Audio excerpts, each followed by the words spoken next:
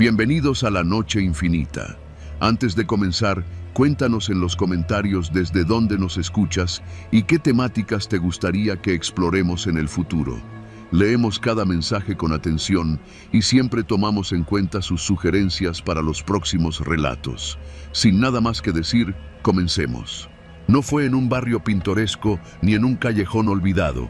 Fue en una esquina común de la delegación Benito Juárez, a unas cuadras del Metro División del Norte, donde empezó todo.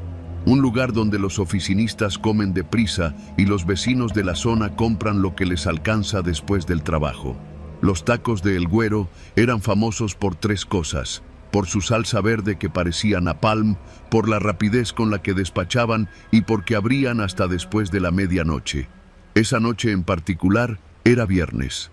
Yo había salido tarde de una junta y andaba con una de esas hambres que se sienten en los huesos. Había llovido un poco, el pavimento aún estaba húmedo y la banqueta olía a gasolina y pasto mojado. El tipo de noche en la que no piensas demasiado, solo buscas calor, grasa y sal. Me acerqué al puesto, que como siempre, estaba montado sobre una estructura de tubos galvanizados y lona verde fosforescente. El vapor salía a chorros desde la plancha, mezclándose con el olor de la carne asada, el chorizo y la tripa. Había fila, claro, siempre había fila. A esas horas, El Güero y su ayudante, un chavo moreno y flaco que apenas hablaba, no daban abasto. Pedí 3 tacos de suadero, uno de tripa y una coca en bolsa. Me puse a un lado, cerca del bote de cebollas, observando a los demás. Un policía comiendo parado junto a su patrulla, una señora con chanclas mojadas y una pareja joven que se reía con esa risa nerviosa de los primeros meses.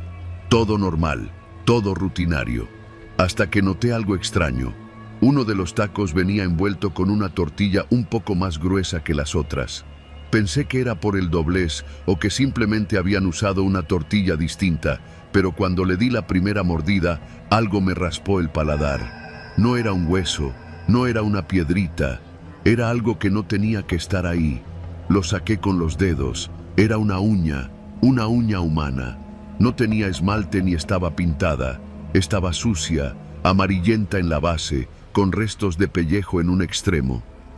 La miré por unos segundos, como si no pudiera procesar lo que era.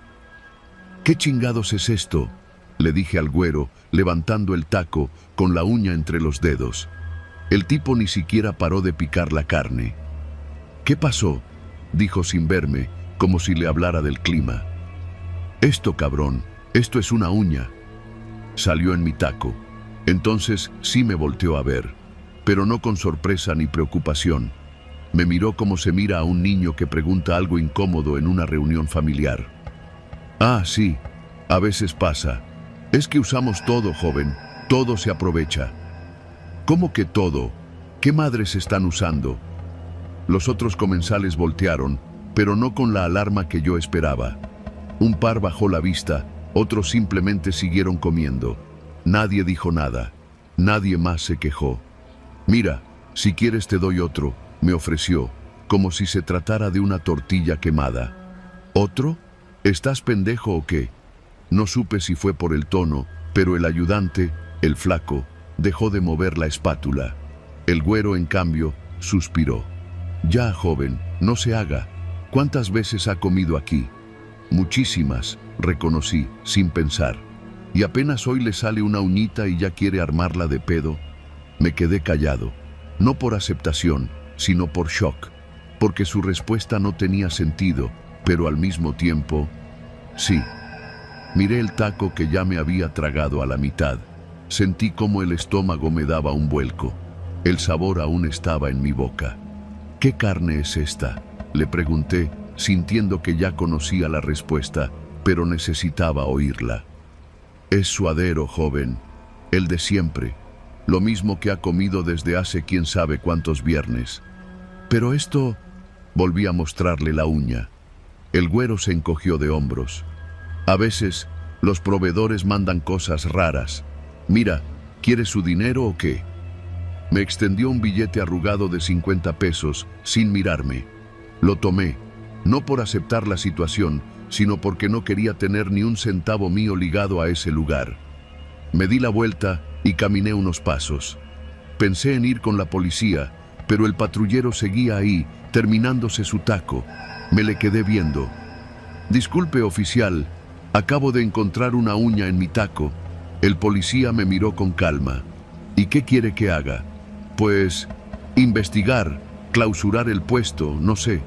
«¿Tú sabes cuántas taquerías hacen cosas peores?», me respondió, sacudiendo los dedos en la bolsa de plástico para sacar el último trozo de tortilla.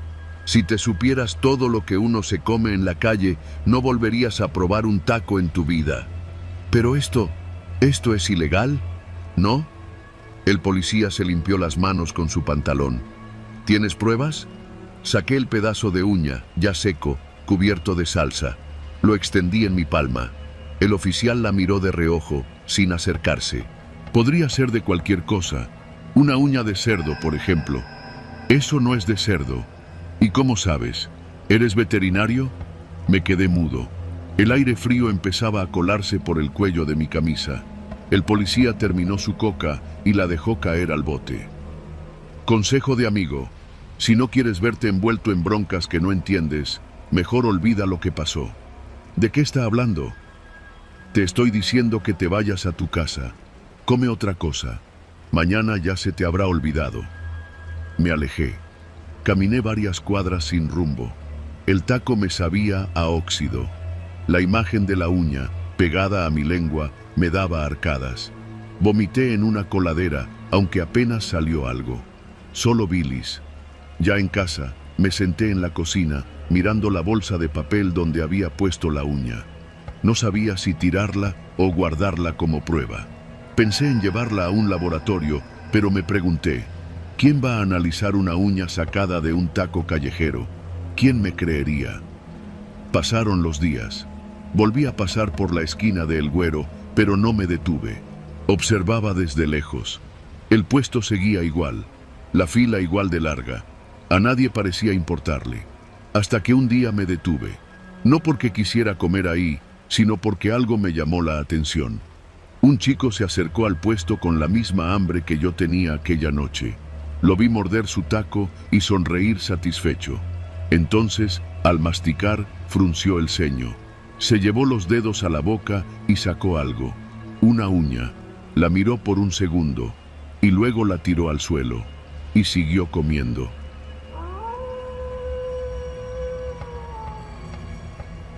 Mi nombre es Beto y he vivido toda mi vida en la colonia industrial, al norte de la Ciudad de México. Es un barrio viejo, de calles angostas y edificios de concreto manchado por la humedad, pero tranquilo. Todos se conocen. Las tienditas tienen décadas en el mismo lugar. Los abuelos se sientan en las banquetas con sus sillas de plástico y los niños todavía juegan en la calle con botellas vacías y cuerdas.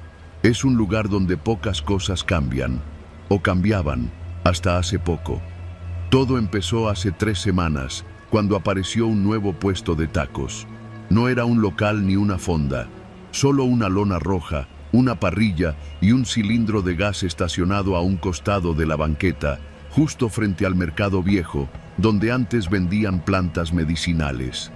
Lo curioso no era solo lo improvisado del lugar, sino el precio. «Tacos a $1, joven, a $1», decía el letrero, escrito con plumón negro sobre cartulina fosforescente. Al principio pensamos que era una broma, hasta que uno de los chavos del taller mecánico de la esquina, el Jona, compró 5. «Están pasados de lanza», dijo. «Tienen de suadero, de tripa, de lengua, y sí traen carne. No son de soya ni de pellejo, eso bastó». Al día siguiente ya había fila. No exagero cuando digo que el puesto se volvió el más concurrido de la colonia. Desde las 7 de la noche hasta la medianoche, una fila larga doblaba la esquina. A veces venía gente de otras colonias. Muchos decían que habían visto el lugar en TikTok o en una historia de Instagram. «Los tacos más baratos del país», les decían. Yo tardé en probarlos, no por desconfiado, sino por costumbre. Siempre he comido en la taquería de Don Lencho, justo frente a mi casa. Pero un viernes, después de unas chelas con los del equipo de fútbol, me dio hambre y crucé. Eran las 11 de la noche. El humo de la plancha flotaba en el aire como neblina espesa y el olor a carne asada, grasa y cebolla me atrapó. 5 de tripa, con todo, le dije al taquero. Era un tipo delgado, de tez quemada, con una gorra vieja y un delantal blanco percudido. No hablaba mucho, tenía los ojos apagados, como si estuviera cansado o triste. Me sirvió los tacos rápido. La carne chisporroteaba sobre la plancha. Les puso cebolla, cilantro y una salsita verde que olía fuerte. Los tacos sabían bien. No diré que eran los mejores del mundo, pero por un peso estaban más que decentes. No me pasó nada esa noche. Ni dolor de estómago ni diarrea. Nada. De hecho, me sentí ligero, como si no hubiera comido nada. Pero algo sí me llamó la atención. Alrededor del puesto había un grupo de cholos, ya grandes, como de 40-45 años. No pedían tacos, solo miraban. Algunos fumaban, otros jugaban cartas sobre una caja de refrescos. Pero todos vigilaban, como si fueran parte del puesto, pero no trabajaran. Era raro, no encajaban. Pasaron los días y el puesto siguió creciendo. Pusieron luces LED, una bocina con reggaetón y más opciones. Gringas, volcanes, hasta mulitas. Todo a un peso. Pero entonces comenzó lo raro de verdad. A los pocos días, la señora Chayito, una de las clientas frecuentes, terminó en el hospital. Vomitaba sin parar. Luego, el hijo del tendero de la esquina tuvo una infección que le reventó el hígado. Después, una señora embarazada perdió al bebé. Todos habían comido ahí, todos. Pero en la colonia nadie decía nada, ni siquiera los familiares. Era como si nadie quisiera acusar al puesto. Incluso cuando una noche los de Protección Civil llegaron con patrullas y clausuraron el lugar por vender carne sin refrigerar, el puesto volvió a abrir al día siguiente en el mismo lugar como si nada hubiera pasado. Algo no cuadraba. ¿Cómo era posible que la gente enfermara así y aún así siguieran yendo? ¿Cómo podía un taco costar menos que una tortilla? Decidí investigar por mi cuenta. Una noche me quedé observando el puesto desde la otra esquina, dentro de mi coche, con las luces apagadas. Eran cerca de la 1 de la madrugada. Ya no había clientes, solo el taquero, limpiando la plancha. Pero entonces llegó una camioneta negra, sin placas, de esas blindadas que solo ves en las noticias. Se bajaron 3 hombres. Uno de ellos llevaba una bata quirúrgica, blanca, completamente limpia. Los otros 2 cargaban hieleras grandes, como las que usan los pescadores. El de la bata no saludó, solo señaló la hielera y el taquero la metió en la hielera del puesto. No vi bien lo que traía, pero no era carne común, era otra cosa. El taquero ni siquiera miró el contenido, solo asintió con la cabeza, como si ya supiera qué era. Ese mismo día se enfermó el sobrino del panadero. Le salió sangre de los ojos. Murió a las pocas horas. Fui con don Lencho, mi taquero de siempre. Le conté todo. Me miró fijo, en silencio. Después de unos segundos, me dijo algo que todavía me da vueltas en la cabeza. No preguntes, Beto. No es carne, y no es un negocio, es un mensaje. Me lo dijo sin titubear, como si ya lo supiera desde el principio. Los que están detrás no quieren dinero, quieren control, poder, experimentan, ensayan, les vale la vida. Uno por uno los van probando. Y nadie dice nada porque todos tenemos hambre. Y todos, tarde o temprano, acabamos comiendo aunque sepamos que nos hace daño. Desde ese día no volví a acercarme al puesto, pero seguí observando. Cada 2 días llega la camioneta. Cada 2 días alguien más se enferma. Ya van más de 20 casos y algunos dicen que el IMSS ya no se da abasto. Pero en la colonia nadie habla, nadie dice nada. Anoche, la fila para los tacos doblaba 2 cuadras. Había niños, adultos, gente de fuera. Un influencer hasta grabó un video diciendo que eran los mejores tacos del país.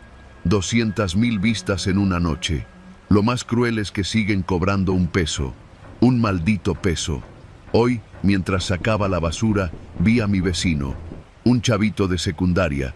Estaba comiendo 3 tacos de suadero, bien bañados en salsa. Me sonrió con la boca llena. «Están bien buenos, don Beto», me dijo, y con 10 varos ya me llené. Yo no supe qué decirle. Me metí a casa y cerré con seguro, y no pude evitar pensar, quizá no nos están matando, quizá solo nos están probando.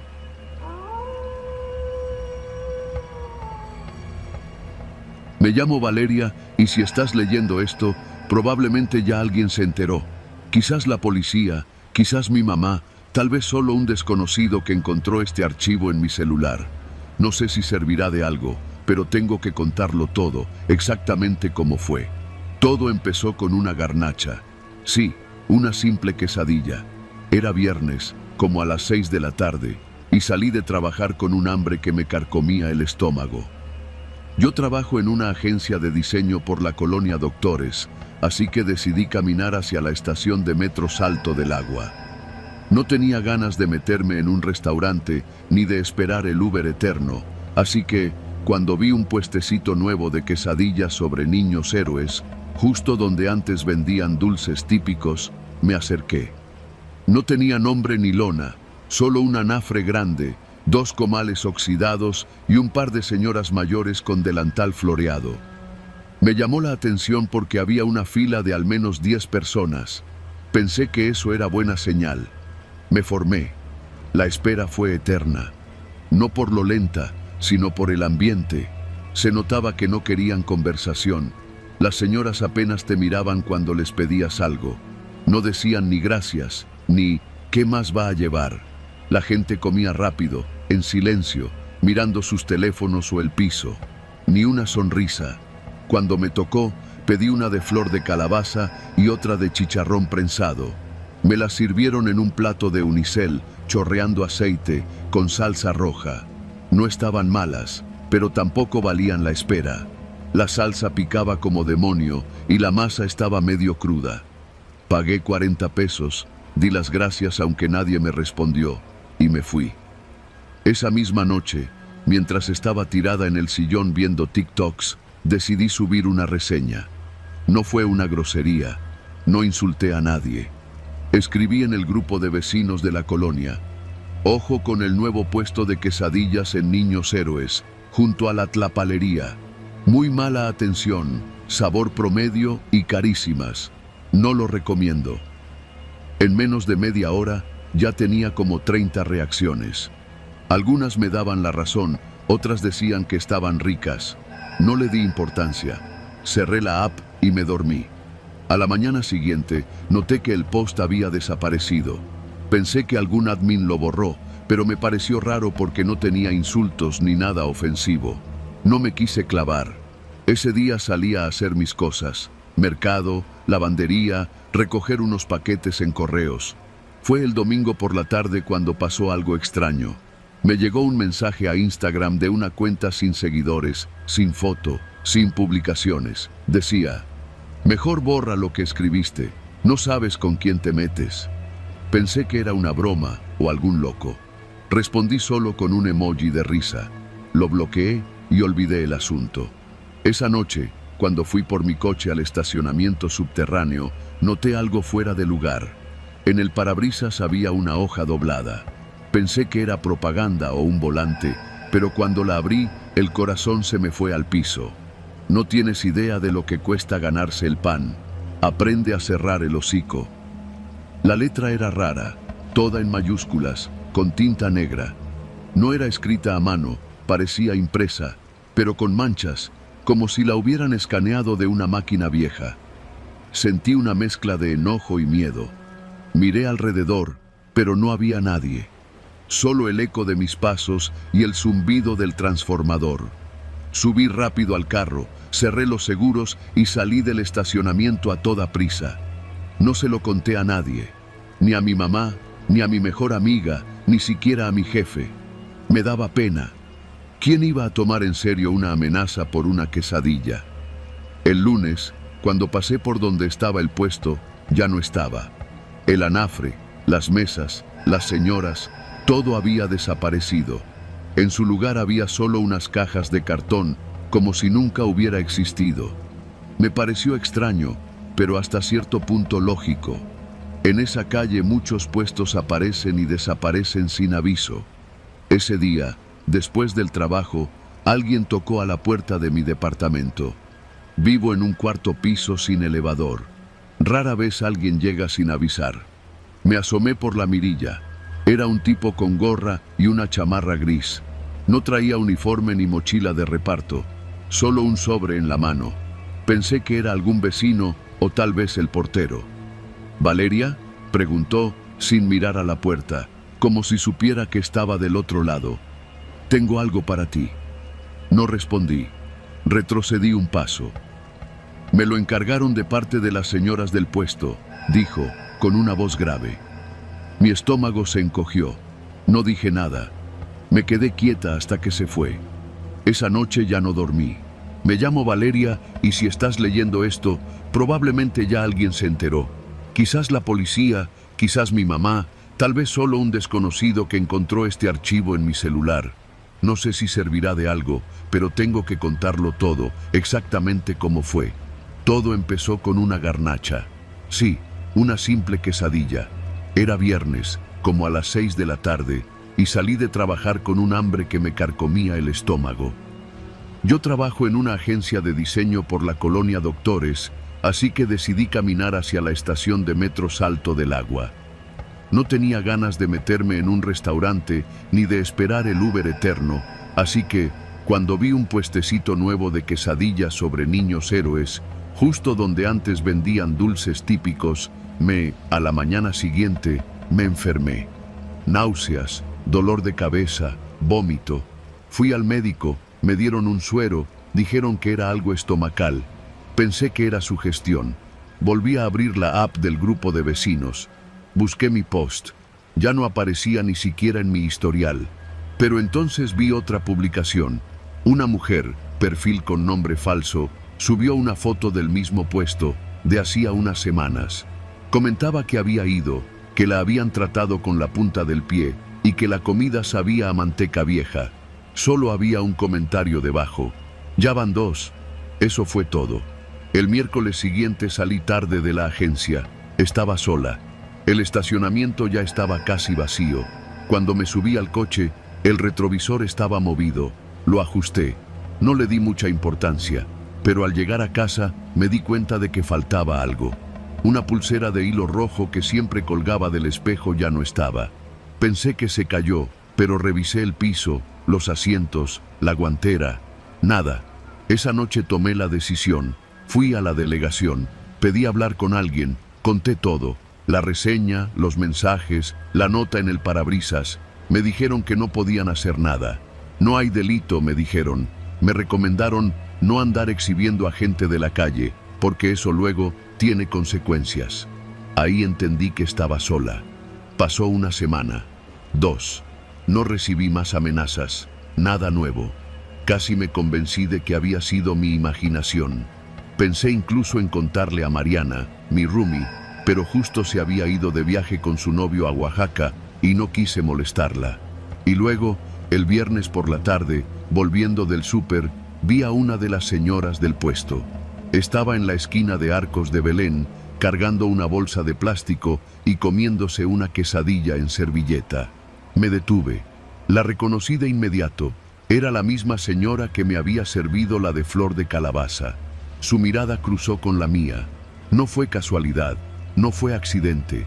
Me miró con calma, con firmeza. Sin dejar de masticar, sonrió. Y me hizo una seña con el dedo, como si dijera, «Shh». No me moví. No supe qué hacer. Cuando volví a parpadear, ya no estaba. Desde esa noche, cada vez que camino por la calle, siento que alguien me sigue. Cada vez que tomo el metro, creo ver su rostro entre la multitud. A veces despierto con el sonido del gas burbujeando en un comal imaginario. Ya no estoy segura de qué es real y qué no. Mi cuenta de redes fue bloqueada hace 3 días, sin explicación. No puedo subir nada, no puedo comentar. Ayer mi número fue dado de baja. Hoy encontré una nueva nota debajo de mi puerta. Ya no te preocupes por nada, Valeria. Nosotras sí cuidamos de los nuestros. Ya cambié las cerraduras, puse cámaras, avisé a los vecinos. Nadie ha visto nada. Solo sé esto. No debí publicar esa reseña. Y tú, quien sea que esté leyendo esto, tampoco lo hagas. En esta ciudad hay reglas no escritas. Y hay puestos que no solo venden comida, venden miedo.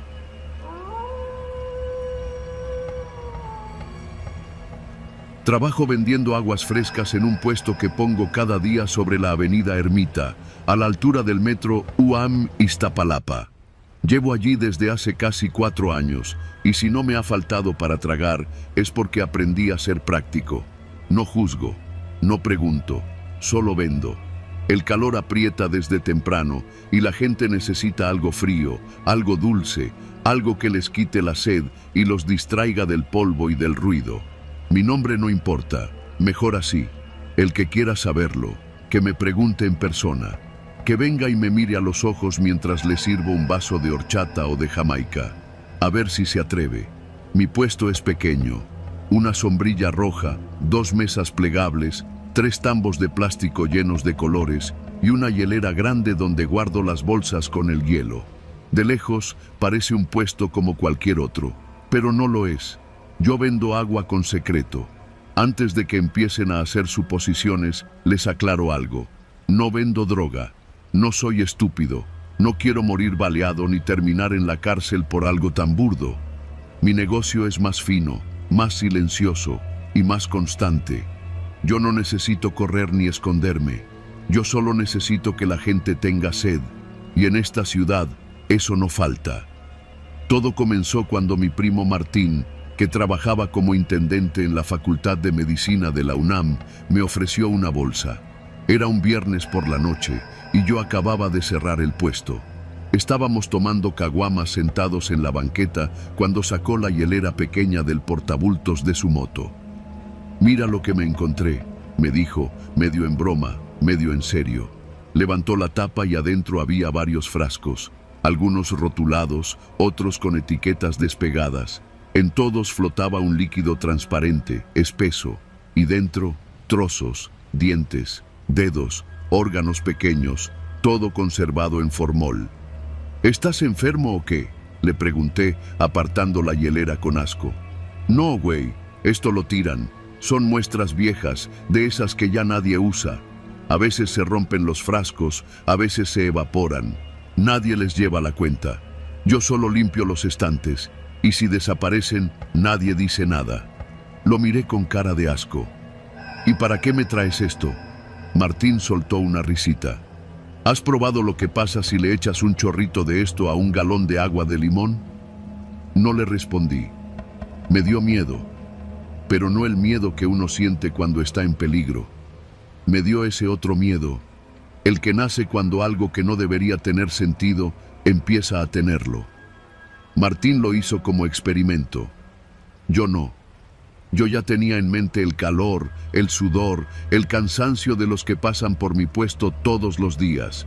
La mayoría trabaja cargando, caminando, vendiendo. Vienen del metro o del cerro. No quieren hablar. Solo quieren un vaso grande, frío, y si les entra bien, uno más. Lo probé primero con la de Jamaica.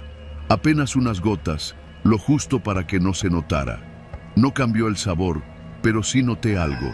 Quien la bebía se quedaba un rato más callado. Miraban el vaso con una expresión rara, como de pausa. Luego pagaban y se iban. No sé cómo explicarlo, pero desde el primer día las ventas subieron. Y no por el sabor. La gente regresaba, a veces 2 o 3 veces al día. Me preguntaban si la preparaba con frutas naturales. Decían que sabían diferente, como más potente. Yo sonreía, agradecía el cumplido y les servía más. Nunca preparé más de una jarra por sabor con eso. No hacía falta. Solo bastaba una dosis mínima por tanda. El resto era agua normal, azúcar y colorante. Lo importante era el toque.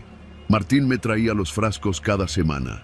Nunca pregunté de dónde venían exactamente, pero sí me contaba que algunos los encontraba aún en las mesas de prácticas, abandonados. Otros los sacaba del contenedor de residuos biológicos antes de que los sellaran. Con el tiempo me empecé a volver selectivo. Solo usaba los frascos que tenían trozos humanos. A veces eran partes reconocibles, un dedo, una oreja, un trozo de piel. Otras veces solo eran masas blandas en frascos que ya nadie quería tocar. El formol los mantenía flotando, pero a mí me daban la sensación de estar dormidos, nunca muertos. Una tarde llegó una señora con su hijo. Era un niño de unos 10 años, flaco, con los ojos muy abiertos. Pedí una horchata con hielos. El niño la bebió rápido y se me quedó viendo. ¿Por qué sabe como a hospital?, preguntó. La señora le dio una nalgada suave y lo regañó por andar diciendo tonterías. Pero yo supe que él lo había notado. No el sabor, sino el recuerdo. Después de ese día me puse más nervioso. Empecé a reducir la cantidad de formol, pero no podía dejarlo del todo. Ya no se trataba de adicción, era otra cosa. El puesto dependía de eso. Yo dependía de eso. La gente venía por algo que no entendía, y si dejaba de darlo, lo notarían. Y lo notaron. Me llamo Armando, y durante casi 6 años vendí tacos de suadero en la esquina de Eje Central y Lucas Alamán, justo donde la fila del Metrobús hace curva y el olor a aceite quemado se mezcla con la carne dorada. Para muchos, ese puesto fue su salvación a medianoche. Para mí, fue el inicio de una pesadilla que casi me cuesta la vida. Todo empezó el día que tuve que dejar mi puesto original por un conflicto con otro taquero de la zona. Era un tipo pesado, de esos que no te dicen nada a la cara, pero que una noche te mandan a unos clientes que te rompen la hielera con todo y refrescos. Cuando me cansé de los madrazos y de la policía haciéndose pendeja, decidí aceptar la oferta de Don Goyo. Don Goyo era un señor mayor, menudo y con la voz rota de tantos cigarros, que vendía tamales en la madrugada frente a un taller mecánico cerrado desde antes del temblor del 85. Me dijo que ya no podía atender el puesto por una dolencia en la pierna y que buscaba a alguien de confianza para que lo atendiera. El trato era bueno, el carrito era suyo, el espacio ya estaba arreglado con los de vía pública y solo debía seguir las reglas. Cuando le pregunté cuáles eran, me contestó sin dudar. Cada cliente nuevo que venga tiene que ver la parte de atrás. Si no quiere, no le vendas. Tú nada más les dices que pasen atrás un momentito. Ellos sabrán. Y no preguntes. Pensé que se trataba de alguna superstición o rito de iniciación para nuevos clientes. Total, hay gente que reza antes de comer o que no toma tacos si no es martes. No me pareció tan grave. Además, Don Goyo me dejó los primeros costales de masa, la vaporera grande y hasta un toldito nuevo que compró para el calor. Lo que me desconcertó un poco fue que el carrito tenía una puertita trasera, como de compartimento secreto, y un banquito viejo de madera cubierto con una lona negra. Pensé que era para guardar cosas. No le di importancia. La primera noche, el puesto jaló bastante bien. Era una zona donde había un bar de mala muerte, 2 talleres cerrados y una tienda de esas que venden celulares robados. Pero a las 10 ya empezaban a llegar los de siempre. Los borrachos, los empleados nocturnos, los policías de ronda. Algunos me reconocían de mi anterior puesto y me saludaban. Otros eran nuevos y ahí fue donde me tocó aplicar lo que Don Goyo me pidió. El primero fue un tipo joven, flaco, de cabello largo y cara de estudiante desvelado. Me pidió 2 de verde y 1 de dulce. Yo le preparé su pedido, pero antes de dárselos, le dije, ¿podrías pasar un momentito atrás, porfa? Es parte del servicio para los nuevos. Me miró raro, como si no entendiera, pero luego asintió. Dio la vuelta al carrito y se quedó ahí atrás unos 15 segundos. No oí nada, ni un ruido. Cuando regresó, tenía la cara pálida. Agarró los tamales sin decir nada y se fue. Pensé que era un mamón cualquiera, pero pasó igual con el segundo. Y el tercero. Todos los clientes nuevos reaccionaban raro. Unos salían más pálidos, otros se iban sin comer. Algunos, los menos, solo asentían con la cabeza y regresaban a la fila. Nunca nadie preguntaba nada, y ninguno, ni uno solo, volvió después. Lo anoté mentalmente, pero como el negocio iba bien, No le di demasiada importancia. La cosa cambió la tercera noche.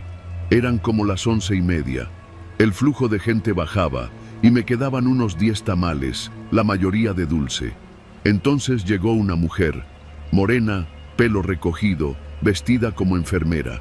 Se notaba cansada, traía ojeras marcadas y caminaba despacio. Me pidió uno de rajas. Mientras se lo preparaba, le dije la línea de siempre.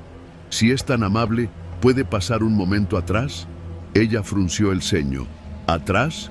Sí, es una tradición del puesto. La mujer dudó, pero dio la vuelta al carrito. No pasó ni medio minuto cuando oí un ruido, como un golpe seco. Solté la espátula y corrí a ver. Estaba arrodillada, con la cara enterrada en las manos, temblando. ¿Está bien?, le pregunté, agachándome.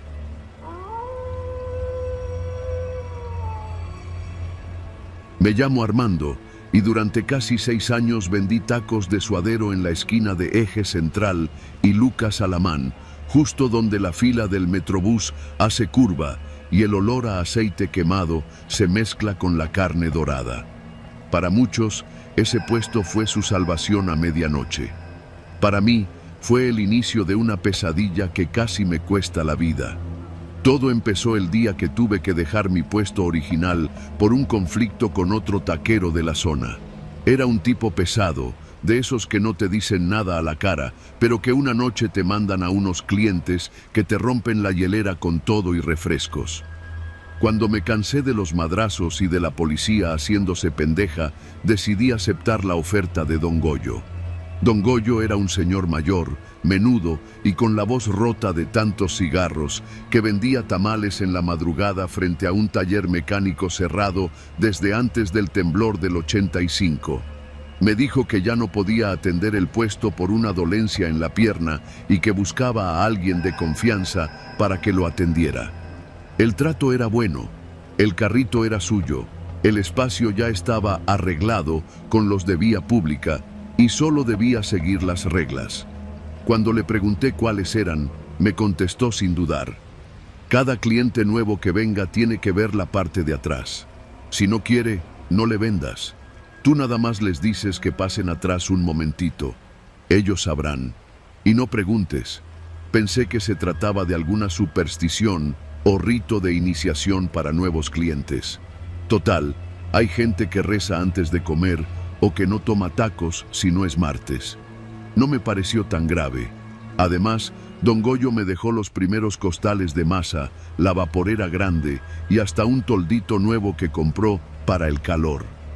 Lo que me desconcertó un poco fue que el carrito tenía una puertita trasera, como de compartimento secreto, y un banquito viejo de madera cubierto con una lona negra. Pensé que era para guardar cosas. No le di importancia. La primera noche, el puesto jaló bastante bien. Era una zona donde había un bar de mala muerte, 2 talleres cerrados y una tienda de esas que venden celulares robados. Pero a las 10 ya empezaban a llegar los de siempre. Los borrachos, los empleados nocturnos, los policías de ronda. Algunos me reconocían de mi anterior puesto y me saludaban. Otros eran nuevos y ahí fue donde me tocó aplicar lo que Don Goyo me pidió. El primero fue un tipo joven, flaco, de cabello largo y cara de estudiante desvelado. Me pidió 2 de verde y 1 de dulce. Yo le preparé su pedido, pero antes de dárselos, le dije, ¿podrías pasar un momentito atrás, porfa? Es parte del servicio para los nuevos. Me miró raro, como si no entendiera, pero luego asintió. Dio la vuelta al carrito y se quedó ahí atrás unos 15 segundos. No oí nada, ni un ruido.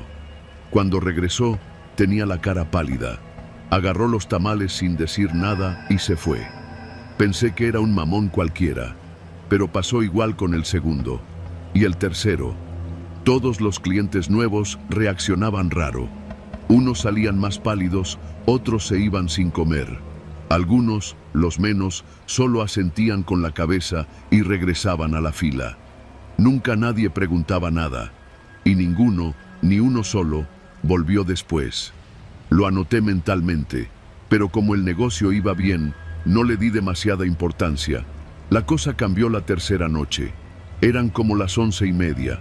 El flujo de gente bajaba y me quedaban unos 10 tamales, la mayoría de dulce. Entonces llegó una mujer, morena, pelo recogido, vestida como enfermera. Se notaba cansada, traía ojeras marcadas y caminaba despacio. Me pidió uno de rajas. Mientras se lo preparaba, le dije la línea de siempre. Si es tan amable, ¿puede pasar un momento atrás? Ella frunció el ceño. ¿Atrás? Sí, es una tradición del puesto. La mujer dudó, pero dio la vuelta al carrito. No pasó ni medio minuto cuando oí un ruido, como un golpe seco. Solté la espátula y corrí a ver. Estaba arrodillada, con la cara enterrada en las manos, temblando. ¿Está bien?, le pregunté, agachándome. Ella no respondió. Solo se levantó, me miró de frente con los ojos abiertos de par en par y me dijo: «Tú no sabes lo que estás haciendo aquí». Y se fue sin el tamal. Esa noche cerré antes de tiempo. Algo no cuadraba.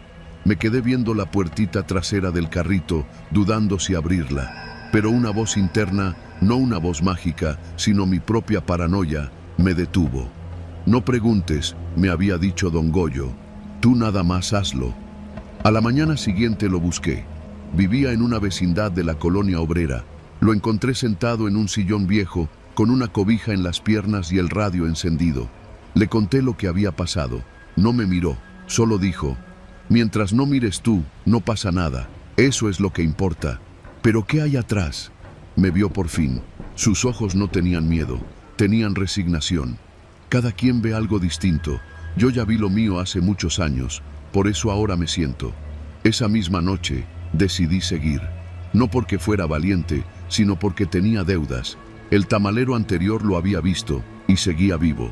Pensé que tal vez era solo una especie de experimento psicológico o algo planeado para espantar a los curiosos. Así pasaron las semanas. Una noche, como a las 2 de la madrugada, llegó un tipo que me desconcertó. Era un policía, pero no vestía el uniforme completo. Solo llevaba la camisa, abierta hasta el pecho, sin placa visible. Su cara estaba llena de marcas, como de acné o golpes viejos. Me pidió 2 de mole. «¿Eres nuevo en esta esquina?», me preguntó mientras yo le servía. «Más o menos». «¿Y ya sabes lo del fondo?». Me congelé. «¿Qué cosa?». «La parte de atrás. Ya sabes, lo que todos ven». No supe qué decir. «Yo vine aquí hace un año», dijo, con una sonrisa torcida. «Antes que tú. El que estaba antes que don Goyo me lo pidió. Fui, lo vi, y ya nunca volví a dormir igual». «¿Qué viste?». «A mi papá». Me quedé helado. «Pero mi papá murió cuando yo era niño», continuó. «Y lo que vi no era mi papá. Era algo con su cara, algo que me hablaba con su voz, pero me decía cosas que nadie más sabía, cosas que yo nunca conté». «¿Y por qué volviste?». «Porque tenía que ver si todavía estaba allí, pero ya no voy a pasar. Solo vine a ver si el puesto seguía». No supe cómo responder. Le di sus tamales. Él pagó sin decir nada más y se fue caminando lento, como si arrastrara algo invisible. Esa fue la última noche que atendí el puesto. Horas después, a eso de las 5 de la mañana, me quedé solo. Los últimos clientes se habían ido. El cielo empezaba a clarear. No había ruido, solo el rumor lejano de una patrulla. Me giré y vi la puertita trasera del carrito, apenas abierta. El aire de la madrugada me trajo un olor raro, como tierra húmeda, como algo viejo. Me acerqué, despacio. Apoyé la mano en la madera astillada. Abrí. Vi algo. No puedo decir qué era. No porque no quiera, sino porque era como mirarse en un espejo roto. Vi fragmentos, pedazos de mi historia, de mis errores. Vi a la persona que dejé morir. Vi la mentira que me salvó y que me persigue cada día. Vi el rostro de alguien que jamás debí olvidar. Y sobre todo, sentí un peso, como si lo que estaba ahí supiera todo sobre mí, más de lo que yo mismo recuerdo. No sé cuánto tiempo pasó, tal vez segundos, tal vez una hora. Cuando cerré la puertita, supe que no podía seguir. Empaqué todo, tiré los tamales que quedaban y me fui sin mirar atrás. No regresé por el carrito. No regresé a la esquina. Cambié de colonia, de trabajo. Me puse a vender jugos en la mañana, en una ciclovía del centro. Vivo con menos, pero duermo mejor. A veces, cuando alguien me pregunta por qué dejé los tamales, solo sonrío. Y cuando alguien me dice que encontró un carrito parecido en otra esquina, con un nuevo vendedor que pide a los clientes pasar atrás, solo les doy un consejo. Si vas, no veas.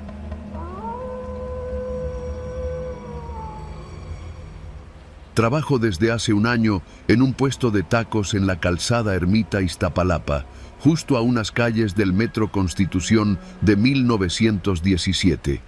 El changarro se llama Tacos Don Goyo, y aunque suena a lugar improvisado, es de los más conocidos por la zona. Aquí todo el mundo los conoce, trabajadores de fábricas, estudiantes de la UACM y hasta policías de la patrulla que pasa cada noche. No importa la hora, siempre hay fila. Yo soy ayudante del taquero principal, Beto. Él prepara la carne y yo pico cebolla, lavo el cilantro, hago las salsas y mantengo la plancha limpia. Nada glamuroso, pero el sueldo es fijo, y en esta parte de la ciudad eso ya es ganancia. Todo comenzó con la llegada de un nuevo ayudante, Cristian. Lo trajo Don Goyo en persona, un tipo al que vemos solo cuando las cosas se salen de control. Ese lunes llegó en su tsuru blanco, con la camisa por dentro y la voz más áspera que recuerdo. Les traigo a este muchacho, nos dijo sin darnos mucho contexto. Es de confianza, denle chance. Cristian era flaco, moreno, como de unos 25 años, pero tenía una mirada rara, no inquietante en sí, más bien ausente, como si no estuviera del todo presente. Al principio no nos llamó la atención. En este trabajo es común que la gente venga de lugares difíciles. Lo pusimos a cortar limones, acomodar las servilletas y llevar refrescos a los clientes que pedían para llevar. Pasaron los días y Cristian hacía todo bien. Más que bien, en realidad. Nunca se equivocaba, no se distraía, no comía, no tomaba descansos. Parecía incansable. Siempre estaba ahí, parado junto al puesto desde que llegábamos a montar a las 5 de la tarde hasta que cerrábamos casi a las 2 de la madrugada. Fue Beto quien lo notó primero. ¿Ya te fijaste que ese güey no parpadea?, me dijo un martes mientras bajábamos las bolsas de su camionetita. Llevo 3 días observándolo. Ni una sola vez lo he visto cerrar los ojos. Pensé que era broma. ¿Cómo que no parpadea? Pero esa noche me quedé observándolo mientras acomodaba las charolas de pastor. Y sí, no parpadeaba. Ni una vez. Ni cuando el humo de la plancha le pegaba en la cara. Ni cuando cortaba los rábanos. Sus ojos abiertos, fijos, sin expresión. Me dio una especie de escalofrío, pero no dije nada. A lo mejor tiene un tic raro, dije, medio queriéndome convencer a mí mismo. Pero no era eso. Cada día se volvía más extraño. El jueves, uno de los clientes habituales, el chino, un taxista que siempre llegaba a las 11, se puso a bromear con Cristian. ¿Qué tranza, joven? ¿No le cansa tanto pestañeo? Cristian lo miró fijo, sin responder. El chino se rió solo y se fue con su torta de suadero, pero noté cómo Cristian lo siguió con la mirada, sin mover la cabeza, solo los ojos. Nunca había visto una mirada tan seca, como si estuviera analizando cada paso del cliente. Esa misma noche, cuando estábamos guardando las ollas, vi algo que me dejó frío. Cristian tenía las manos cubiertas de pequeñas cortaduras. No parecía que se hubiera herido una sola vez. Eran decenas, como si llevara días cortándose un poco cada vez, sin atenderse. No se había quejado ni una vez. ¿Qué te pasó en las manos, güey?, le pregunté. Él bajó la mirada, pero no dijo nada. Solo siguió doblando las servilletas. El viernes fue peor. Una señora llegó gritando, buscando a su hijo. ¡El Brian se me fue desde ayer! Todos se quedaron callados, viendo cómo pasaba entre los puestos. Lo raro fue que Cristian se quedó observándola, muy quieto, con los ojos bien abiertos como siempre, pero esta vez sus labios se movían apenas, como si hablara en voz bajísima. Me acerqué un poco para ver si decía algo, y alcancé a oír un murmullo apenas perceptible.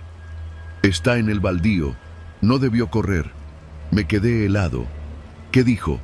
Le pregunté directamente. ¿Qué dijiste? Él me miró, los ojos más abiertos que nunca, y luego simplemente se dio la vuelta y siguió limpiando los cuchillos. Esa noche casi no dormí.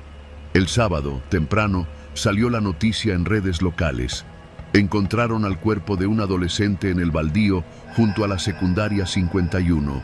Era Brian, el mismo que buscaba la señora. No dije nada. ¿Quién me iba a creer que Christian lo había mencionado antes de que apareciera? Ya no me sentía cómodo a su lado. Pero lo más cabrón fue lo que pasó la madrugada del domingo. Estábamos guardando todo. Yo lavaba las cazuelas con jabón Roma y una fibra vieja. Christian secaba los cuchillos. De pronto lo vi quedarse quieto, mirando hacia la avenida. Me giré para ver qué era y vi a un tipo parado, solo, con una mochila, como si estuviera esperando algo. Christian murmuró otra vez, apenas audible. «Ese va a intentar robarte mañana». Yo me puse pálido. «¿Qué dijiste?» «Mejor cambia de camino cuando vayas al metro». No supe qué responder. No me atreví a decirle a Beto. Esa madrugada fui a casa caminando por otra ruta y no dormí bien en toda la noche. No podía dejar de pensar en sus palabras. El domingo no fui a trabajar, fingí estar enfermo, pero desde la ventana de mi casa, vivo en un edificio a 2 cuadras del puesto, lo vi desde lejos. Ahí estaba Christian, parado como siempre, inmóvil, con los ojos abiertos, mirando a todos como si pudiera ver dentro de ellos. Desde entonces no he vuelto al puesto. Me inventé que tenía que cuidar a mi abuela. Sé que don Goyo se molestó, pero ya no quiero estar cerca de ese tipo. Pasó una semana. Ayer por la noche, mientras volvía del Oxxo, vi algo que me hizo casi soltar las bolsas. Christian estaba parado frente a la puerta de mi edificio. No tocó, no habló, solo me vio. Y sin decir nada, dio media vuelta y se alejó calle abajo. Sigo sin entender qué es. No parece humano, pero no ha hecho nada. Aún. Lo único que sé es que sigue ahí. Y no ha parpadeado ni una sola vez.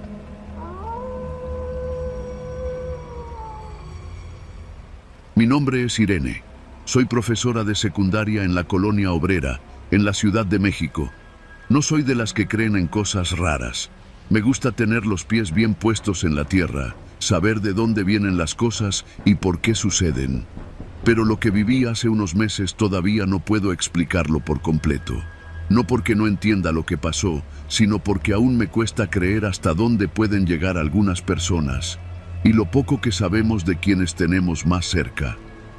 Mi hermano Julián desapareció en noviembre del año pasado. Tenía 29 años, 2 más que yo. Vivía solo desde hacía tiempo en un cuartito en la colonia Doctores, donde compartía baño con otros inquilinos. No tenía un trabajo fijo. A veces ayudaba en una ferretería, otras en una cocina económica. Nunca duraba mucho, pero se las arreglaba. No era el mejor hermano del mundo, pero siempre me marcaba cada domingo. Esa fue la primera señal de alarma. Un domingo que no llamó. Pasaron 3 días antes de que alguien más notara su ausencia. Fue la señora Toñita, la dueña del edificio donde rentaba. Me llamó para preguntarme si Julián se había ido de viaje, porque no lo veía desde hacía una semana y su cuarto seguía cerrado con candado por fuera.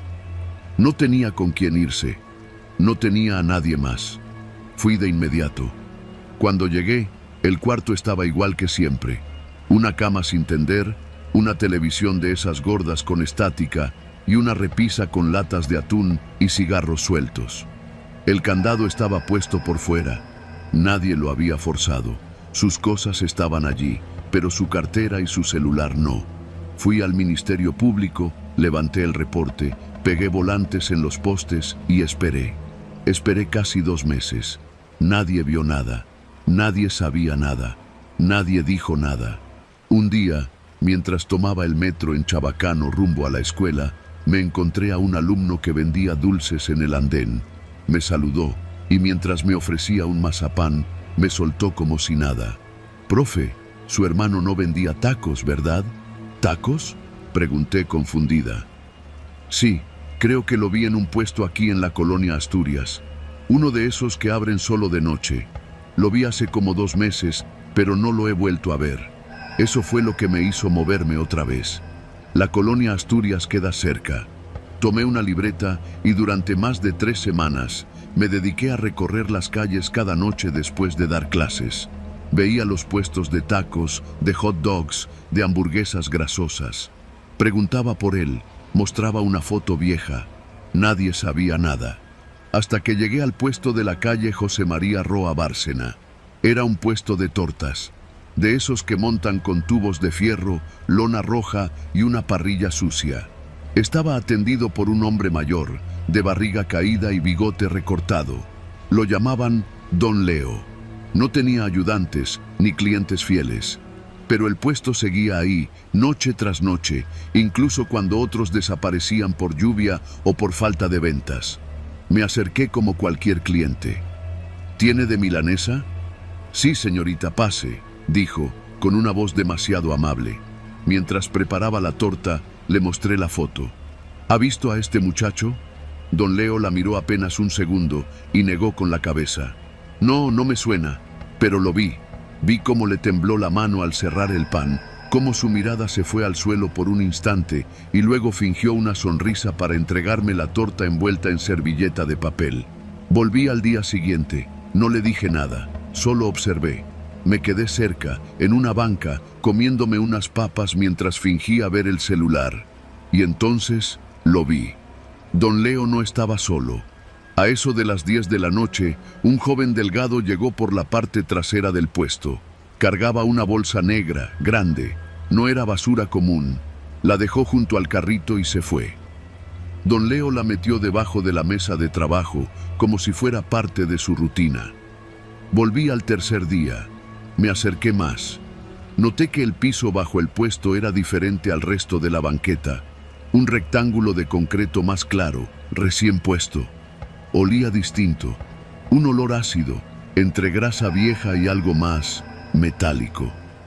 Volví una semana seguida. Observaba. Escuchaba.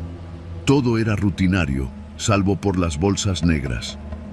Un viernes, aproveché que Don Leo fue al baño del Oxxo de la esquina. Me acerqué. Miré debajo del puesto. La tierra removida no mentía. Había algo enterrado allí. No era un presentimiento, era un olor. No sé cómo reuní el valor, pero esa noche me quedé hasta que cerraron. Seguí al joven que traía las bolsas. Lo vi entrar a una vecindad en la calle de José T. Cuellar. Anoté la dirección. A la mañana siguiente regresé con una patrulla. Tuve suerte, o tal vez fue mi insistencia. Mostré las fotos, conté todo. Que mi hermano había desaparecido, que alguien lo había visto trabajando ahí, que Don Leo mentía, que esas bolsas no eran normales. El Ministerio Público aceptó abrir una investigación. Una semana después, catearon el puesto. Lo encontraron. Encontraron los restos de Julián bajo la plancha de concreto. Había sido sepultado sin ataúd, sin ropa, sin nombre. Solo su reloj y una cadena oxidada fueron suficientes para reconocerlo. Supe que había trabajado allí, al menos durante el último mes de su vida. No sabemos exactamente qué pasó, solo que una noche no volvió. Don Leo fue detenido, pero nunca confesó nada. El joven de las bolsas desapareció. La investigación quedó a medias, sin pruebas suficientes para condenar por homicidio. Solo cargos menores por manejo indebido de restos humanos. No tuve justicia, pero al menos pude enterrarlo con su nombre. Ya no paso por esa calle.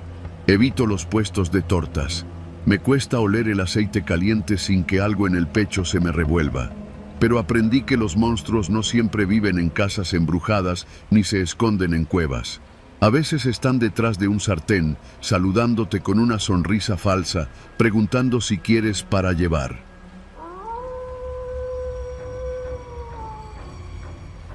Me llamo Iván, y esta historia ocurrió hace poco más de un año, cuando trabajaba como repartidor de aplicaciones en la zona sur de la Ciudad de México. Vivía en Coyoacán, cerca de la calle Miguel Ángel de Quevedo, y solía recorrer toda esa zona para hacer entregas. Copilco, Churubusco, Taxqueña, incluso a veces me metía hasta Xochimilco si el pedido lo valía. Ya sabes, en este trabajo, Uno va donde está la propina. En una de esas noches entre semana, después de hacer una entrega cerca del centro de Coyoacán, me detuve a cenar. Ya era tarde, pasaban de las 11 y casi todo estaba cerrado, menos unos cuantos puestos callejeros que se alineaban cerca de una plaza que estaba a espaldas de un cine. Tenía hambre, así que bajé de la moto y caminé entre los puestos, buscando algo que me hiciera salivar. Uno en particular llamó mi atención, no por su aspecto, era como cualquier otro, una lona blanca medio sucia, 3 bancos de plástico y una plancha grande echando humo, sino por su nombre. La lona decía en letras rojas, Tacos Doña Mari, sabor con historia, y abajo, en letras más pequeñas, estaba escrito, pregunta por el especial del día, cada nombre tiene su sabor. Me pareció curioso. Pensé que era un recurso publicitario, algo para diferenciarse entre tantos puestos iguales. Me acerqué y la señora que atendía, una mujer robusta, de unos 60 años, me sonrió sin mostrar los dientes. Tenía el cabello recogido en un chongo apretado y las manos cubiertas con guantes de cocina desechables. ¿Qué va a hacer, joven?, me preguntó, sin perder esa sonrisa extraña, como ensayada. ¿Qué es eso del especial del día?, le dije mientras me sentaba. Ella alzó una ceja, como si no esperara que le preguntaran. Cada día tenemos un nombre distinto, dijo. Hoy es Fernando. 3 por 40 pesos, incluyen salsa especial y agua de horchata. Lo dije por decir, pero me reí. ¿Y mañana quién toca? ¿Leticia? La señora no respondió. Simplemente empezó a preparar los tacos sin decir una palabra más. Me incomodó un poco, pero ya me había comprometido. Me puse a ver el celular mientras el olor de la carne sazonada me empezaba a abrir más el apetito. Cuando me sirvió, noté algo raro. No era carne de res ni de cerdo, al menos no como la que uno acostumbra en tacos. Era más suave, menos grasosa y tenía un color entre rojo oscuro y marrón. Pero el sabor era otra cosa. No sé cómo describirlo. Era delicioso, sí, pero tenía algo más. Algo que no podía identificar y que, sin embargo, hacía que uno quisiera seguir comiendo. «Está bueno, ¿verdad?», me dijo la señora. Asentí sin mirarla. No quería que pensara que estaba impresionado, aunque sí lo estaba. «Todos dicen lo mismo», añadió. Fernando tenía buen sabor. ¿Era su proveedor o qué? Ella me sonrió y esta vez me miró directo a los ojos. Algo así. Sentí que el estómago se me apretaba de repente, pero no por náusea, sino por inquietud. Dejé el tercer taco a la mitad y me puse de pie. «¿Cuánto le debo?» 40, respondió sin cambiar el tono. Le di el billete y me fui sin decir más. Pero al alejarme, giré discretamente para mirar el puesto. Ya había otro cliente, un tipo joven con camisa de oficina, que ya estaba recibiendo su orden. La señora le hablaba como me había hablado a mí, con ese tono tan neutro, como si supiera más de lo que decía. Esa noche me costó dormir, no por miedo, sino por algo más físico. Sentía un peso raro en el estómago y la cabeza me dolía ligeramente. No era intoxicación, nada así. Era como una sensación de haber comido algo que no quería estar dentro de mí. Los días pasaron y la historia se quedó como una anécdota extraña, hasta que una semana después, mientras estaba esperando una orden frente a un Oxxo de División del Norte, me topé con un cartel en un poste. ¿Has visto a Fernando Álvarez?, seguido de una foto. Era un tipo de unos 30 años, con camisa de oficina, el cabello bien peinado. Mi corazón se aceleró. No era el mismo sujeto que vi en el puesto, pero el nombre, Fernando. Recordé las palabras de la señora. Fernando tenía buen sabor. Pensé en ir a la policía, contarles, pero ¿qué les iba a decir?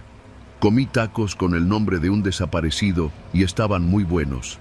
Me iban a mandar al psiquiatra, así que decidí volver al lugar. Volví una semana después. Era jueves. Me estacioné cerca, con la moto apagada y el casco puesto, fingiendo que revisaba el celular mientras observaba los puestos. Todos iguales, excepto el de Doña Mari, que estaba ahí otra vez, con la misma lona. Esta vez el nombre decía Lupita. Me acerqué con cautela y la misma mujer me reconoció. Sonrió. ¿Otra vez por acá? Sí, quería probar el de hoy, le dije, tratando de sonar casual. Hoy tenemos Lupita.